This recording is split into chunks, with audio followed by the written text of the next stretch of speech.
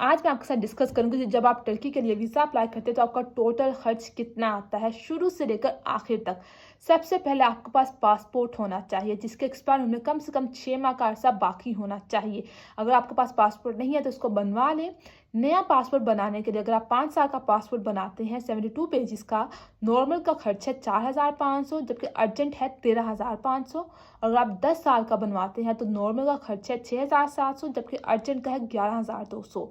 सबसे पहले आपने पासपोर्ट बनवाना है।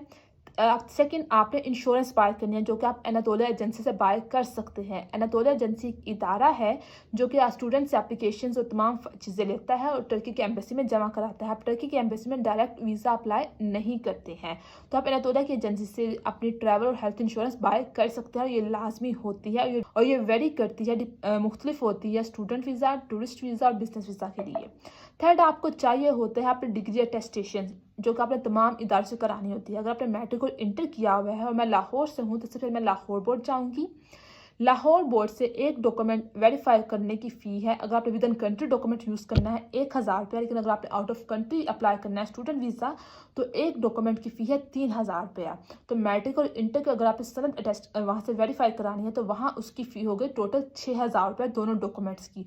उसके बाद लाहौर बोर्ड आपको डॉक्यूमेंट भेज देता है IBCC से आपने अपॉइंटमेंट लेना है। जिस दिन आपका अपॉइंटमेंट हो उस दिन आपने वहाँ जाना है और वहाँ से ओरिजिनल डॉक्यूमेंट अगर आप अटेस्ट करा रहे हैं तो एक डॉक्यूमेंट की फ़ी है 1,200 और फोटोकॉपी करा रहे हैं तो उसकी फ़ी है 600। तो मैट्रिक और इंटर के अगर आप सनद करा रहे हैं वहाँ से अटेस्ट तो दोनों डॉक्यूमेंट्स की फ़ीस होगी 2,400। फिर अगर आप बैचलर्स अगर आपने किया हुआ उस डॉक्यूमेंट को आपने कराना है HEC, तो HEC सबसे आप अपनी यूनिवर्सिटी से वेरीफाई कराएंगे। वहाँ तब मेरी यूनिवर्सिटी ने 2,000 रुपया लिया था डॉक्यूमेंट वेरीफाई करने का।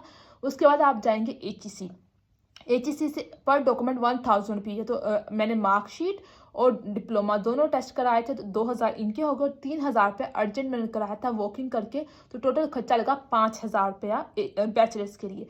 फाइनल आपने मोफा से अपने डॉक्यूमेंट्स अटैच कराने होते हैं। मोफा में फ़ी कम है, किसी डॉक्यूमेंट की 10 रुपये, किसी की 50, तो 200 से 500 रुपये के दरमियान आपका काम हो जाता है।